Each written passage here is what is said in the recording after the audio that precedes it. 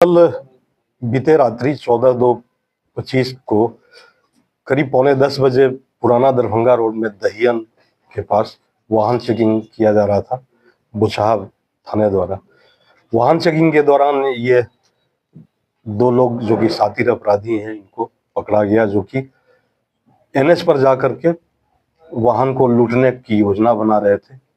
और जब इनसे पूछताछ की गई तो पता चला कि इसमें एक रितेश कुमार, पेशर राजेश सहनी और दूसरे सरोज सहनी, पेशर महेश्वर सहनी, ये दोनों सरवानी चौक के हैं, रहने वाले, जो बुचहा थाना अंतर्गत। अब इनके पास जो पल्सर मोटरसाइकिल जिस पर ये जा रहे थे, वो पल्सर मोटरसाइकिल भी अहियापुर में चोरी का मोटरसाइकिल था, जिसमें कि अहियापुर में कांड दर्ज है 16/37/23।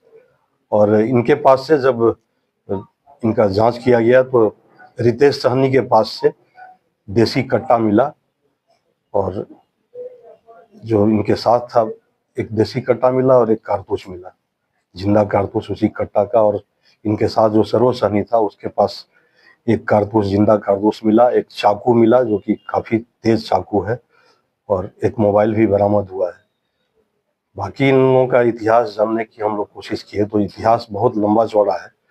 ये बुचहा थाने में पहले ये थे 468/23 और उसके बाद 77/24, ये दोनों केस में है, जो दोनों केस लूट का और आर्म्स एक्ट का केस है। यानी कि बुचहा थाने में ही, अपने ही गृह थाने में इनका इतिहास खराब था। इसके बाद से इन्होंने, जब गिरफ्तारी के बाद इन्होंने स्वीकार किया है कि ये इसके अलावा भी मुसहरी में जो एक 14/25 कांड दर्ज हुआ है और एक 324/24 कांड दर्ज हुआ है। ये दोनों लूट कांड था, और लूट में जो 324/24 है, इसमें 1,05,000 रुपये की लूट हुई थी, सड़क पे ही लूट हुई थी। और एक जो 14/25 है, उसमें ये लोग 28,000 रुपये की लूट किए थे, साथ में पैन कार्ड, आधार कार्ड और बायोमेट्रिक मशीन वगैरह सब की लूट हुई थी।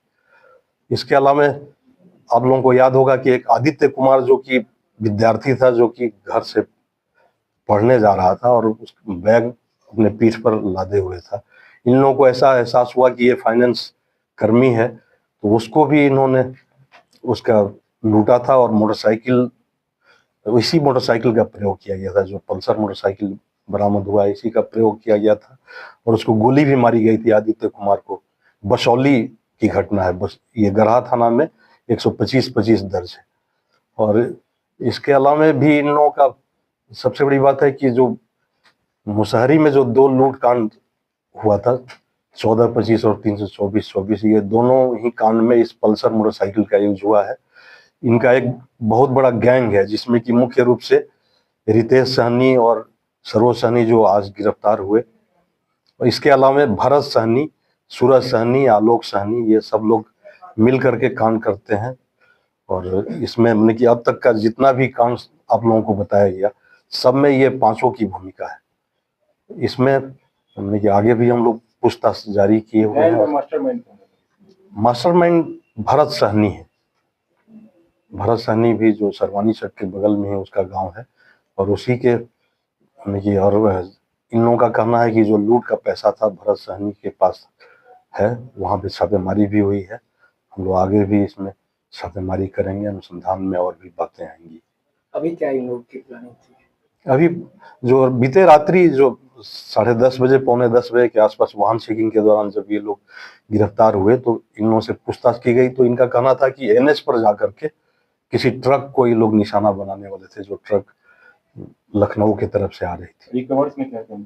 इनके पास रिकवरी हुआ, रितेश के पास से एक देसी कट्टा और एक जिंदा कारतूस, और जो साथ में सरोज सहनी है, पेशर महेश्वर सहनी, इसके पास से एक जिंदा कारतूस और एक नया बड़ा सा चाकू, जिससे कि ये लोग, इन लोगों का मोडस ऑपरेंडी था कि ये लोग पहले फायरिंग करके वाहन को या किसी को भी फायरिंग करके रुकवाते थे, उसके बाद से ये लोग चाकू से वार करके उसका खींच के लेके चले जाते थे। इसी में आदित्य कुमार भी बसौली के पास, जो कि उसके पंजरे में गोली लगी, बच गया, लेकिन उसको भी हम लोग इसमें उससे भी पहचान करवाए हैं। सर, गैंग का कुछ नाम भी है?